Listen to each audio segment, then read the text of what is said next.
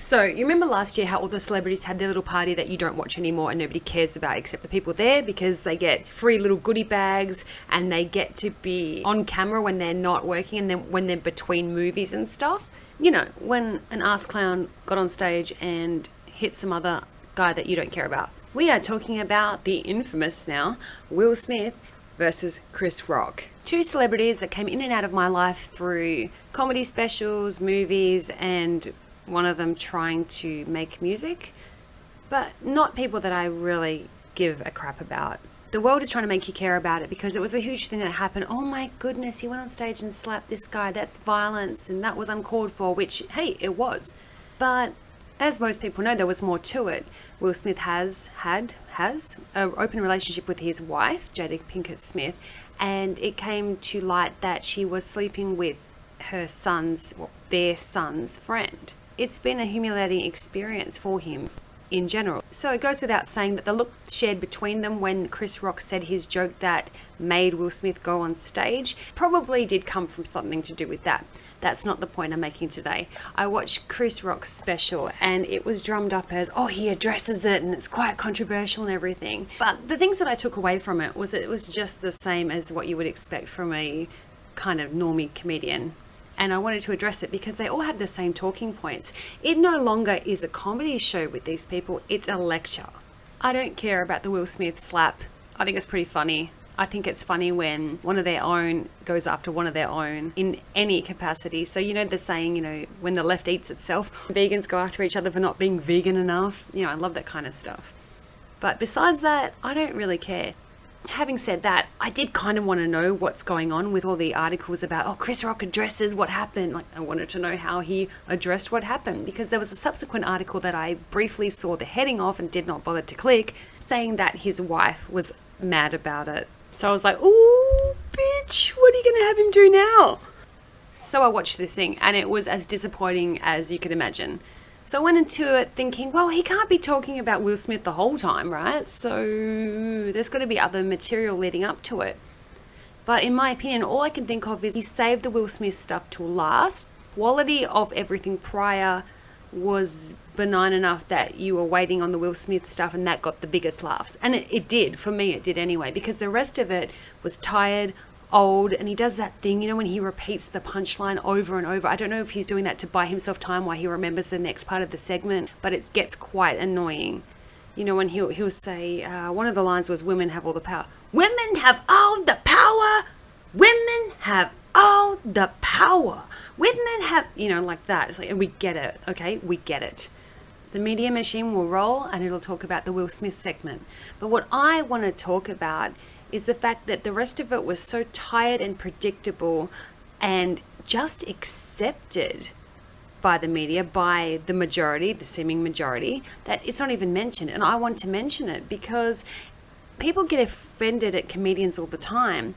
Yet this guy came on stage and was utterly racist towards a certain demographic of people that are no holds barred, you're allowed to say whatever you like about them because your ignorant audience tends to agree. The audience that they perform to, these comedians, are usually people that think they know all they need to know on a subject because they get sound bites and small articles and see things in the mainstream media. And of course, the group I'm referring to is white men. And there was no nuance, there was no lead up to it, there was no simile, there was no artistry, metaphor. It was just him saying, white men have all the power, and then he led into a January 6th opinion piece of the way he saw it and expects his audience to have seen it, which it sounded like they did. Because look, I get it. Nobody has the time to look into the intricacies, to look into two counter arguments to something, to look into the research behind something or eyewitness accounts that don't match the mainstream narrative and all of that stuff. We're quite happy to let someone else do the thinking for us and then just clap like seals when they say something marginally funny that we agree with. Chris Rock can stand up on stage and talk about his two daughters and everything and licking ass, so he probably doesn't really have the time to look into something. But if you're on a platform where you have a lot of people looking at you, the least you could do is research some shit. I bet he doesn't even know who Ray Epps is. And I'm in Australia. So his take on it was a bunch of white guys did a thing to a white guy run place, and now they're scared that their white guy status and their world will be changed by other white guys who have attacked their white guy made system. Never mind the people that are still in jail serving some kind of sentence for being let in and led around. Never mind the people that died that day who are still being lied about through the mainstream media. There are people that, quote unquote, committed suicide. They didn't get killed or bashed or anything by people that entered the Capitol that day. There's someone that had a heart attack, not get brained with a fire extinguisher like what first came out when this went down. So to some people, it's not a joke. And it's not a joke that you blamed white men for it when it was clearly something dodgy and something that's still not cleared up. It's not packaged. There's still controversial stuff coming out. As we know, the last few days, even Joe Rogan, King Joe Rogan, has addressed it, saying there's nothing done about the FBI investigating Ray Epps. There's nothing done about the Q shaman being shown on video footage that I believe Tucker Carlson released of being led around like he had 2 personal bodyguards showing him things. He did a prayer while he was in there. And then there's footage of him on the outside of the Capitol with a little megaphone repeating the words of the then president to go home and not go inside. So there's a lot to that day that's kind of important, that's slowly filtering out, and you would think so after so many years. I just didn't think it would be a part of a comedy special where some guy talks shit trying to get to the one thing he's actually up there for, and that was to call Will Smith a little bitch.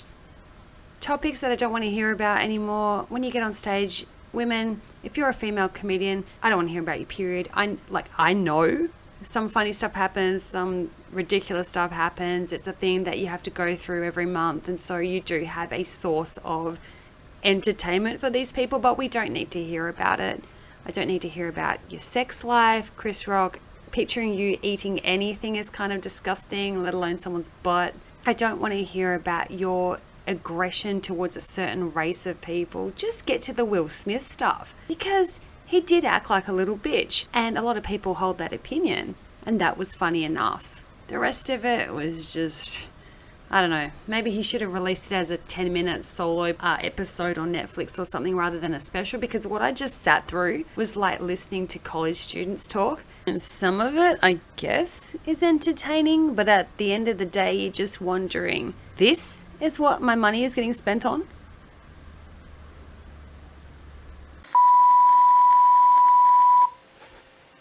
Don't want to be one of those people that's asking you to sub and like, but if you feel like commenting or liking, that would help me out. It'll give me the power to do more of these episodes.